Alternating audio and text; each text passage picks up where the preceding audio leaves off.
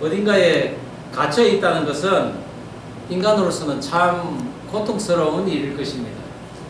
그래서 사람들이 죄를 지으면 감옥에 보내서 고통 가운데 그 죄값을 치르게 하는 것이죠.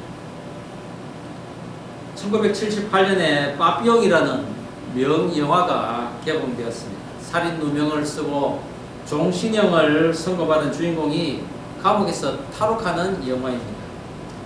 자신의 누명을 벗으려고 탈옥을 하지만 그때마다 번번이 잡혀서 끝도 없는 독방에 갇힙니다.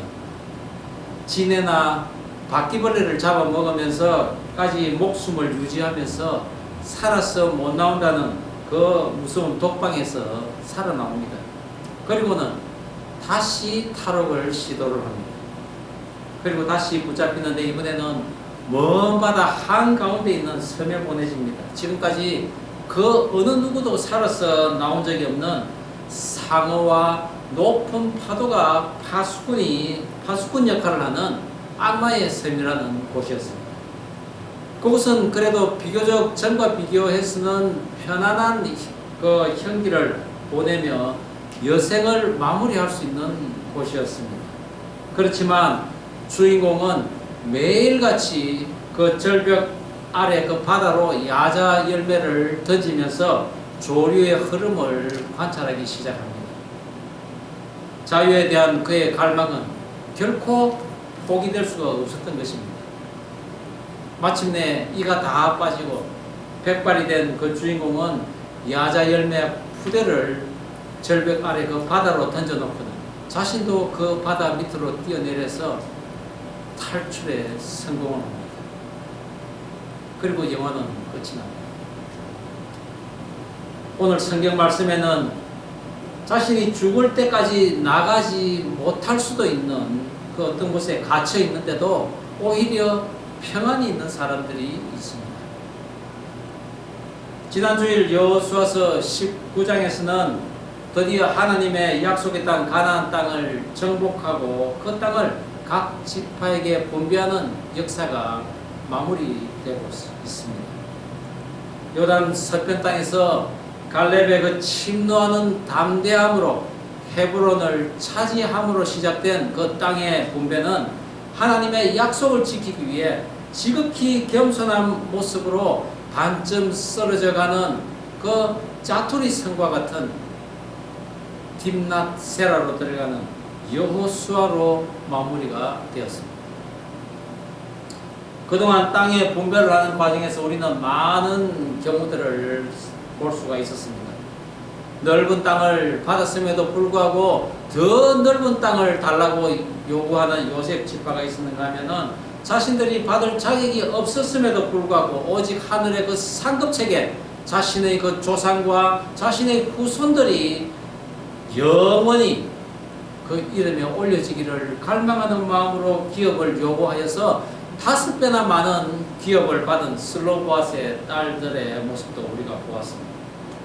땅을 차지하는 수고를 하지 않고 나무의 지파 안에 있는 그 성읍들을 차지하는 시므온 지파가 있었는가 하면은 분배받은 땅이 좁다고 거리지도 않은 땅을 차지하기 위해서 하나님으로부터 받은 그 기업의 땅을 떠나버리는 단 지파도 있었습니다.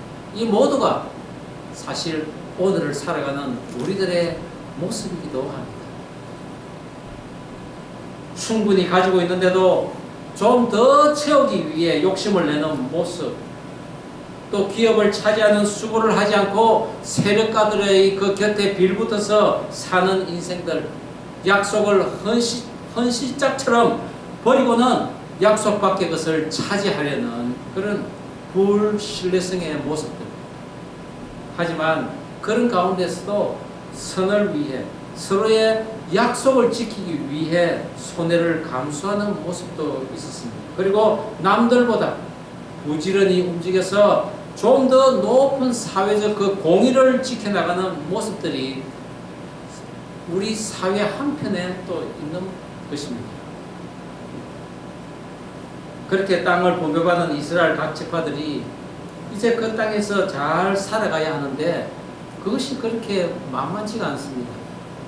믿음의 실패와 성공은 이제부터 시작이라는 것입니다.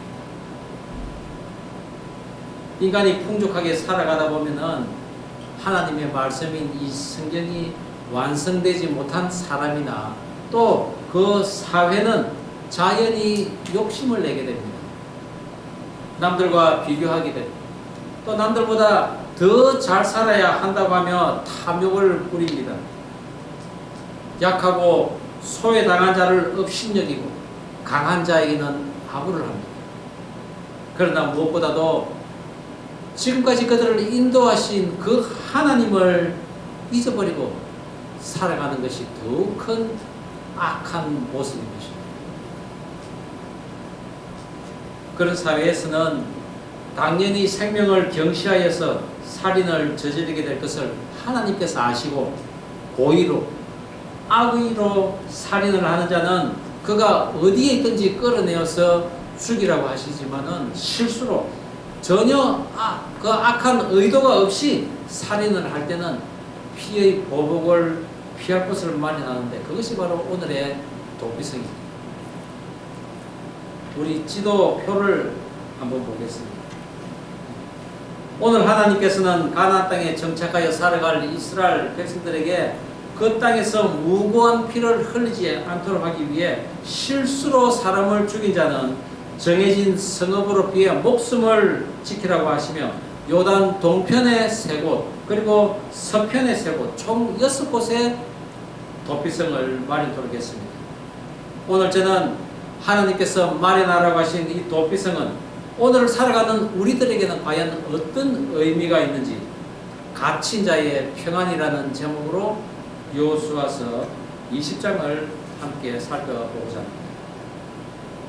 도피성을 마련하라고 하신 하나님께서는 첫 번째 하나님께서 허락하신 땅에 무죄한 피를 흘리지 말라고 하십니다. 오늘 본문 2절 3절 다시 한번 한 목소리를 읽겠습니다. 이스라엘 시작. 이스라엘 자손에게 말하여 이르기를 내가 모세를 통하여 너희에게 말한 도피성들을 너희를 위해 정하여 후지 중에 실수로 사람을 죽인 자를 그리로 도망하게 하라. 이는 너희를 위해 피의 보복자를 피할 것이니라. 이스라엘 백성들은 광야 40년을 지나면서 모세가 아침부터 밤까지 사람들을 재판할 만큼 문제가 많았었습니다. 그런데 이제 가나안 땅에 들어가서 각 지파별로 흩어져 살지만은 문제가 더 생기면 생겼지 적어지지는 않을 것입니다.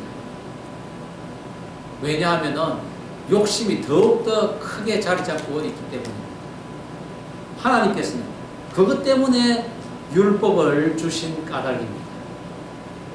당시 율법은 눈에는 눈, 이에는 이라는 동해 보복법이 있었습니다.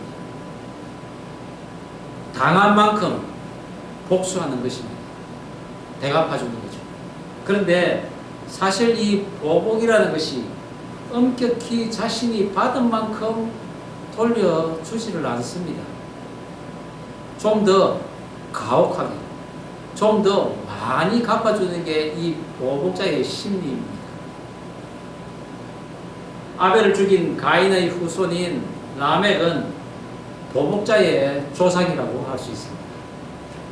창세기 4장 23절, 24절 말씀이 있습니다. 우리 함께 읽어볼까요? 라멕의 아내들이여 시작.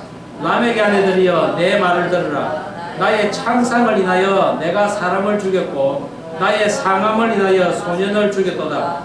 가인을 위하여는 벌이 7배일진데 라멕을 위하여는 벌이 77배 1이로다 하였더라.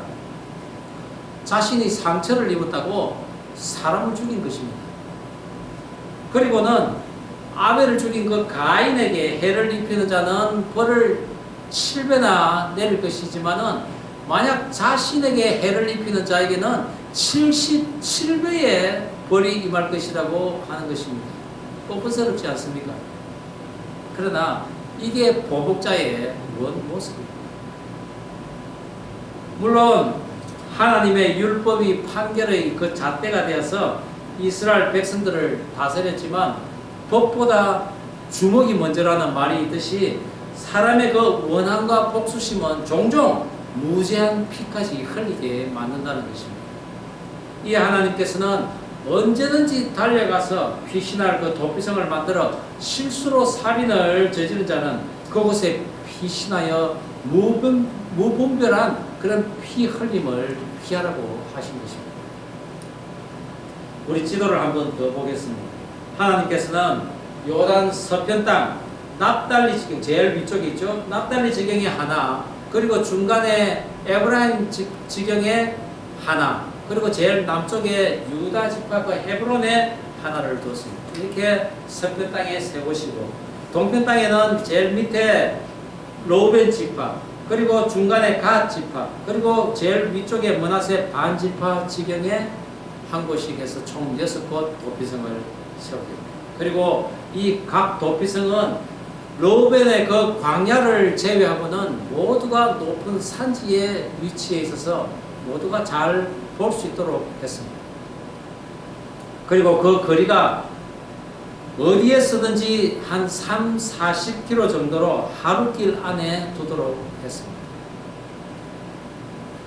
그리고 그 도피성으로 가는 길을 매년 닦고 보수하라고 하셨는데, 전성에 의하면은 그 도피성으로 가는 길목마다 푯말을 두어서 그 도피성으로 가는 길을 잘 찾아갈 수 있도록 한 것입니다. 이것 모든 것은 뒤따라온 그 보복자에 의해서 귀중한 생명을 잃지 않도록 하기 위함이었습니다. 그렇다면 도피성은 모두가 살인한 자는 다 들어갈 수 있는가? 그렇지 않습니다. 반드시 살인할 의도가 없이 실수로 살인을 한 사람만이 들어갈 수가 있었습니다. 즉, 손에 철 연장이나 돌이나 나무 등을 들지 않는 사람입니다. 그것을 들었다는 것은 살인의 의도가 있었다고 본 것입니다. 또한 자신이 기르는 소나 개 등이 사람을 물고 들이받아갖고 죽이는 경우도, 만약 그 전에도 그 소가 사람을 들이받았거나 그 개가 사람을 물은 적이 있었다면 그것은 살인의 의도가 있었다고 본 것이었죠. 그런데 나무를 하러 가다가 도끼질을 하는데 도끼 그 날이 빠져가지고 옆에 같이 나무를 베는 사람에게 맞아서 그 사람이 죽었다. 그것은 완전히 실수라는 것입니다. 그런데 만약 평소에 사이가 안 좋은 사람들이 있었는데 위와 같은 경우로 나무를 하러 가다 상대방이 만약에 죽었다고 하면은 자기 식구를 죽였다고 복수할 마음이 생길 수가 있는 것입니다. 자칫 피해 복수가 날 수가 있는 것이죠. 그래서 살인한 사람은 재빨리 도피성으로 달려가 성문 앞에 서서 그 성의 장로들에게 자신이 행한 그 행위를 소상히 밝힌 다음에 정말 실수로 한 살인이라고 판명되면은 그 사람은 도피성 안에 들어가 살 수 있게 됩니다. 그러나 만에 하나라도 악의가 있다면은 그 사람은 보복자에게 내어주어서 죽임을 당하게 했습니다. 하나님이 허락하신 그 땅에서 동족 간에 미워하고 싸우면서 살인이 난무하여 거룩한 땅이 무고한 피로 얼룩진다면은 그것은 사단 마귀가 원하는 자폭의 길입니다. 또한 하나님이 하나님의 나라를 이 땅에 건설해서 구원할 자들을 택하여서 완전한 하나님의 나라로 이동시킬 그 천국 플랜이 망해지는 길이기도 한 것입니다. 하나님께서는 이스라엘을 부르시고 거룩한 나라를 건설하신 이 목적이 사라지게 된다는 것을 이 땅의 인간으로서는 알 수가 없는 것입니다. 살인한 자에게 왜 살인했냐고 물어보면 대부분 그때 내 정신이 아니었다, 또는 너무나 화가 나서 내가 참을 수가 없었다 라고 합니다. 자신의 지식이나 힘으로는 이 죄의 강력한 이 중독력, 그리고 이 파워를 컨트롤할 수가 없고 설명할 수도 없는 사람이 바로 이 무능한 우리 인간들입니다. 그래서 하나님께서는 우리를 관리, 감독하시며 재활 교육을 시작하시는데 우리는 그것을 또 너무나 싫어한다는 사실입니다. 창세기 9장 6절에 보면은 무릇 사람의 피를 흘리면 사람이 그 피를 흘릴 것이니 이는 하나님이 자기 형상대로 사람을 지었음이니라. 살인한다는 것은 하나님의 형상을 파괴하는 행위로서 창조주 하나님의 그 존엄성과 하나님의 영광에 흠집을 내는 행위인 것입니다. 우리가 꼭 흉기를 가지고 또 살인을 하는 것은 아닙니다. 그래서 예수님께서는 이렇게 말씀하십니다. 우리 마태복음 15장 18절 19절 함께 읽어볼까요? 입에서 나오는 시작. 입에서 나오는 것들은 마음에서 나오나니 이것이야말로 사람을 더럽게 하느니라. 마음에서 나오는 것은 악한 생각과 살인과 간음과 음란과 도적질과 거짓 증거와 해방이니. 그리고 또 요한 1서 3장 15절 말씀 시작. 그 형제를 미워하는 자마다 살인하는 자니 살인하는 자마다 영생이 그 속에 거하지 아니하는 것을 너희가 아는 바라. 만약에 우리가 부모에게 또 자식에게 형제에게 또는 이웃에게 악한 마음과 생각을 품고 미워한다면은 우리는 날마다 그 살인의 마음을 자라게 하는 미움 중독에 빠지게 됩니다. 그리고 그것은 결국 살인의 힘을 소유하게 만든다는 것입니다. 그런 자들은 결코 선한 일이나 마음을 소유할 수 없게 되는 무능력자가 되어서 마귀의 종, 악한 자의 그 괴수로 살다가 결국 피의 보복으로 말미암아 자기의 피를 흘리고 멸망하고 마는 것입니다. 우리 모두가 예전에 그런 자였는데 하나님께서 다시 시작하신 것이 바로 이스라엘의 부르심이요 적과 꿀이 흐르는 땅에 세운 도피성으로 말미암은 것입니다. 그렇다면 오늘날 나에게 있어서 도피성은 과연 어디에 있는 것일까? 그 도피성은 바로 예수님이시고 하나님의 말씀인 것입니다. 내가 실수로 죄를 지었을 때 피를 흘리지 않을 방법은 바로 예수님께 달려가는 것입니다. 말씀 앞으로 달려가는 것입니다. 나의 가정에, 나의 직장에, 학교에, 그리고 내가 있는 그 어디에서도 하나님의 말씀이 세워져 있다는 것은 하나님의 나라가 내 안에 세워져 있다는 것입니다. 즉 하나님을 적시로 찾고 죄를 소상히 알리고 제발 나를 악에서 끄집어내어 달라고 하나님의 그 보좌로 들어가게 해달라고 간청해야 할 것입니다. 그런 은혜를 받을 수 있기 위해서 우리는 매일매일 말씀의 성으로 그 찾아가는 길을 닦고 보수하고 그리고 표말까지 붙여 놓는 것입니다.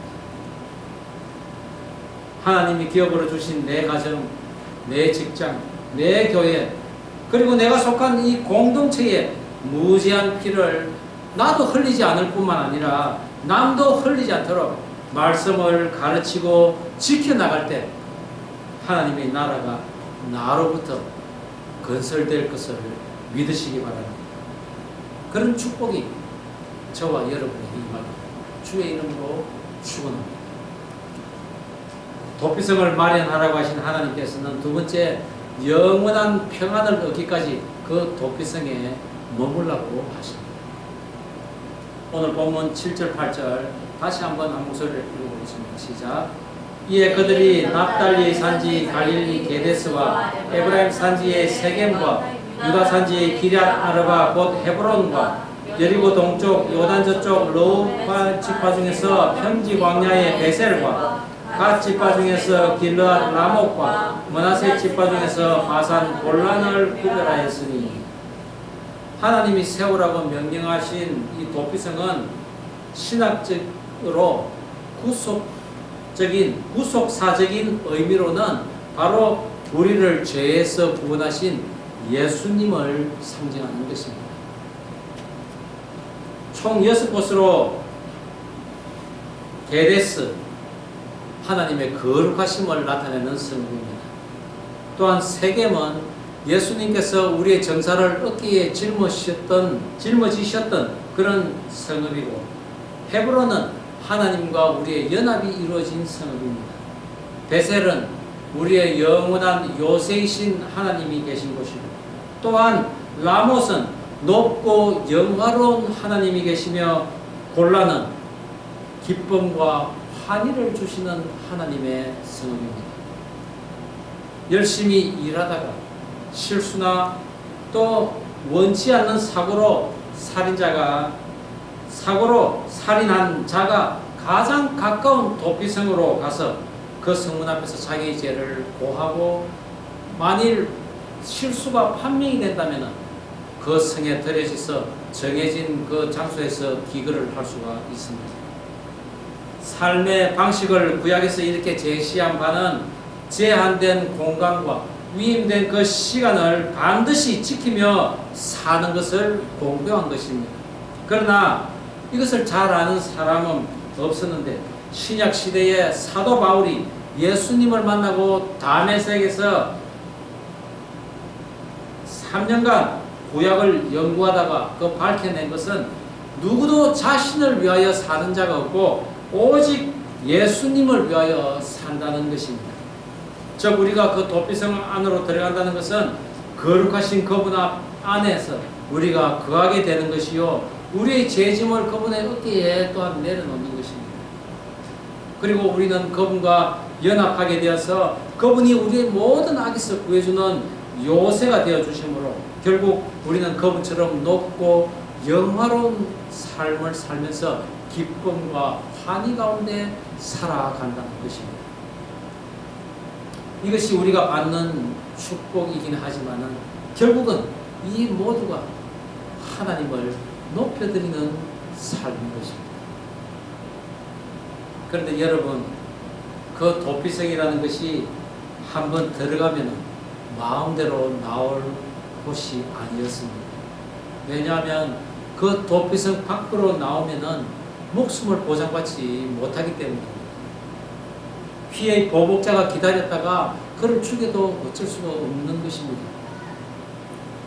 그렇습니다. 도피성은 피해의 보복자의 그 위협으로부터 피할 수 있는 길이었지만, 동시에 그 성 안에서만 지내야 하는, 생각하기에 따라서 감옥과도 같은 곳일 수가 있습니다.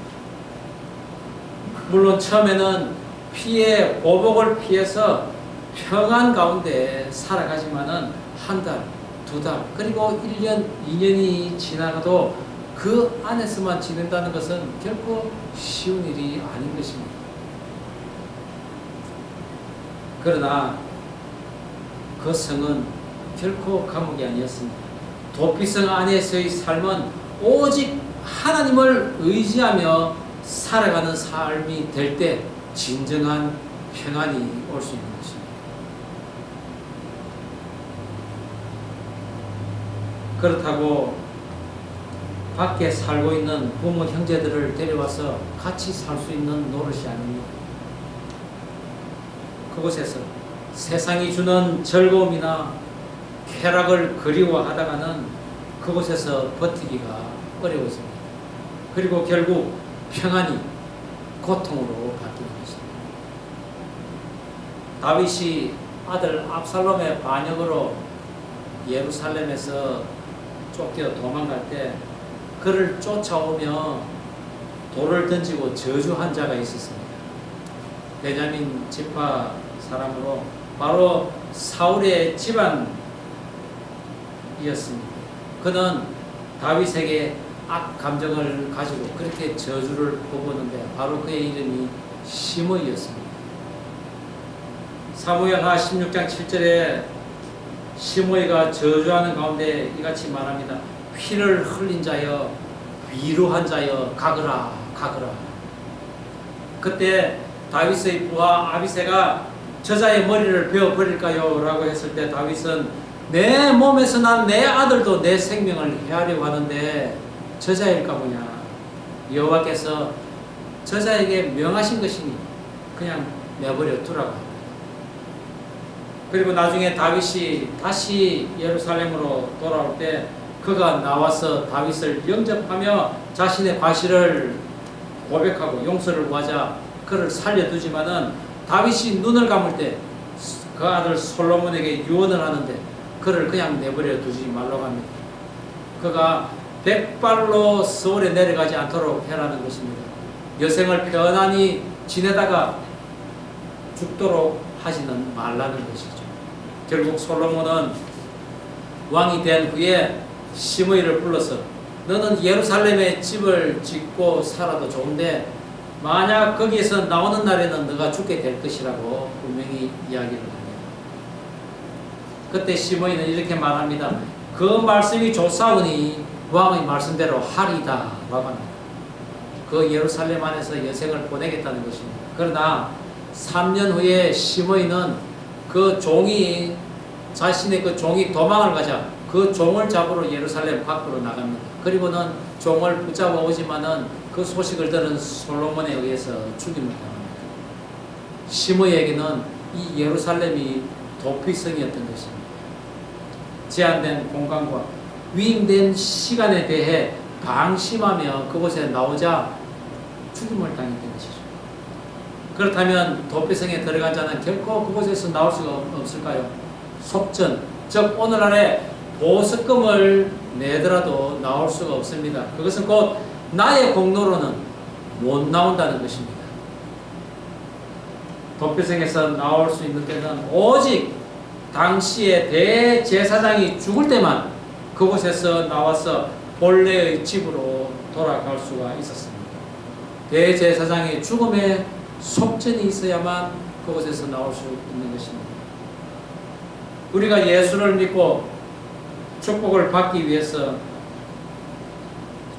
오늘날의 피해 보복자인 그 사단으로부터 우리가 신속히 피해야 하지만은 우리가 또한 견뎌내야 할 것이 있습니다. 그것은 악으로부터의 그 분리에서 오는 외로움이 될 때가 있습니다. 또는 가족과의 단절이 될 수가 있습니다. 또 어떤 때는 의를 위하여 핍박을 받는 따돌림이 될 수가 있습니다. 도피성 안에 피하면은 악인들의 그 획책으로부터는 보호를 받으나 그 예전에 먹었던 달콤한 그 떡을 포기함으로 오는 금단 정세를 이겨내야 하는 수고를 해야 한다는 것입니다. 반드시 필요하다는 것입니다. 그것이 바로 말씀으로 완성된 성경입니다. 이때에만 예수의 영이신 그 성령님의 도움으로 배에서부터 생수가 흘러나와서 진정한 평안이 그리고 이 땅에서의 천국의 삶이 시작되고 그 삶을 살다가 마침내 천국에 입성하는 그런 많은 축복을 받는 것이 우리들의 인생인 것입니다. 그것이 바로 우리 지난날의 믿음의 선진들로부터 다 증거된 것입니다. 우리는 다 가인의 그 살인의 유전자를 몸에 지닌 채 살아가지만은 하나님을 알므로 성경을 배우고 읽을 그 은혜를 부여받아서 살인의 도가니 그리고 우상의 진원지인 그 가나안의 원주민을 몰아내고 살아가는 믿음의 후예들이 된 것입니다. 이 땅에서 동족이나 친척 중에 부지 중에 살인한 자가 있다면 그들을 도피성으로 인도하여 피의 보복자로부터 피하여 살아가는 새 길로 우리는 인도할 사명을 가지고 있어야 할 것입니다. 도피성에서 나올 때는 대제사장이 죽을 때라고 했듯이 우주의 대제사장인 예수님이 이미 인류의 모든 죄를 지시고 죽으셨기 때문에 우리는 언제든지 도피성 밖으로 나갈 수가 있습니다. 그 말인즉 우리의 죄를 예수님 안에서 속죄함을 받으면 우리는 나올 수가 있다는 것입니다. 그런 자는 다시는 죄와 상관없이 살 수 있도록 하나님께서 이제부터는 영원히 피난처가 되어 주시겠다는 것이죠. 그것이 바로 도피성에 갇힌 자가 가질 수 있는 진정한 평안인 것입니다. 저는 여러분이 예수 그리스도로 말미암아 죄 사함을 받았음을 믿으시기 바랍니다. 아멘. 우리 옆 사람에게 이렇게 고백하면 좋겠습니다. 예수 믿는 당신은 죄 사함 받으셨습니다. 라고. 우리 한번 해보시겠습니다. 예수 믿은 당신은 죄 사함 받으셨습니다. 아멘. 앞서 예를 들은 빠삐용의 그 주제가가 있는데 Free as the Wind라는 노래입니다. 가사의 그 일부를 보면은 바람처럼 자유롭게 당신은 그렇게 되어야 합니다. 인생에서 많은 어려움과 고난을 만날 때 만약 주저앉아 버린다면은 당신은 떨어져 날개를 퍼득이는 나비와 같이 되고 말 것입니다. 바람처럼 자유롭게 당신은 그렇게 되어야 합니다. 라는 가사입니다. 빠삐용은 원래 살인자는 아니었습니다. 그런데도 매맞고 극한 노동과 굶주림, 그 독방의 학대는 그에게는 부당한 것이기에 끝까지 자유를 포기하지 않고 노력하다가 마침내 탈옥에 성공하여 바람처럼 자유롭게 되었습니다. 인간으로서는 갇힌 곳에서 평안을 얻지 못하고 자유를 찾아 날아가려고 합니다. 그러나 우리 믿는 자들은 진리가 너희를 자유케 하리라 라는 그 예수님의 말씀대로 그 진리 대신 예수님 안에서 진정한 안식과 평안을 얻을 수가 있는 것입니다. 야고보서 4장 2절 말씀에 너희가 욕심을 내어도 얻지 못하고 살인하며 시기하여도 능히 취하지 못하나니 너희가 다투고 싸우는도다. 너희가 얻지 못하면 구하지 아니하며 라고 했는데 다투고 싸우고 욕심을 내고 시기하는 자는 얻지 못하고 취하지도 못하고 결국 살인하는 자가 되고 만다는 것입니다. 갇힌 자의 평안. 비록 우리가 고지 중에 살인의 마음을 품었을지라도 또는 도피성인 그 예수님께 피함으로 일정 기간 감금되는 듯한 그런 고립된 시간을 보낼지라도 우리의 모든 죄를 탕감하신 그 예수님께 나아가서 우리의 죄를 구함으로 속죄함을 받아서 예수 안에서 평안의 길을 걸어가며 마침내 그 주님께서 예비하신 영원한 본향 그 천국까지 약속을 받는 그런 축복받기를 주의 이름으로 축원합니다. 기도하시겠습니다. 그렇습니다. 하나님, 우리가 갇힌 자였는데 정말 세상적인 눈으로 보면은 외롭고 고립되어 있고 따돌림 당하는 그런 모습일 수도 있습니다. 그러나 우리가 주 앞에 나아가서 죄의 속죄함을 받았기에 이제 주님 안에 거함으로써 우리는 진정한 평화를 얻었습니다. 안식을 얻었습니다. 우리의 가정에, 우리의 직장에 그런 도피성이 세워지게 하여 주시옵소서. 혹시 우리가 실수를 저질렀을 때라도 즉시 그 도피성으로 달려가 하나님 안에 거할 수 있도록 인도하여 주시옵소서. 그곳에는 하나님의 거룩하심이 있고 또 우리의 짐을 내려놓는 예수 그리스도의 어깨가 있습니다. 하나님과의 교제와 연합이 있고 우리를 지켜주시는 요새와 같은 주님이 또한 계십니다. 그런 것으로 말미암아 우리는 높고 영화로운 삶을 살며 결국은 기쁨과 환희가 넘쳐나는 그런 삶을 살게 될 것입니다. 우리가 그런 조금의 그런 마침내 주님 안에 거하면서 영원한 그런 안식을 얻을 수 있도록, 평안을 얻을 수 있도록 주님 인도하여 주시옵소서. 그것이 바로 갇힌 자가 가질 수 있는 평안인 것을 믿고 살아갈 수 있도록 인도하여 주시옵소서.